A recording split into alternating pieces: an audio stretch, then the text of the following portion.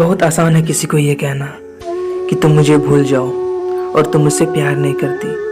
क्या सच में प्यार को भूल जाना इतना आसान है?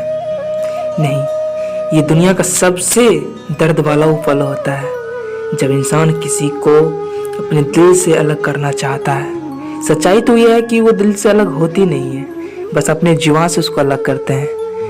दिल में तो वो हमेशा रहती है और हमेशा ही रहेगी। प्यार इतना आसान भी नहीं है। कुछ लोग आज प्यार को बदनाम करते हैं कि प्यार में सिर्फ मतलब रह गई है। सच तो यह है कि प्यार में कोई मतलब ही नहीं होता है। प्यार तो बेमतलब हो जाती है। जानते हैं हमें प्यार क्यों होता है और कब और कैसे होता है?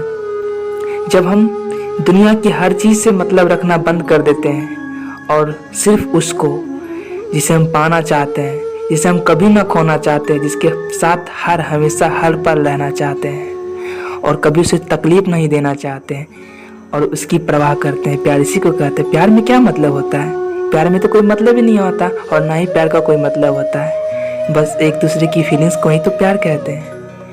लेकिन आजकल प्यार में पता नहीं दर्द क्यों मिल जाता है किसी को।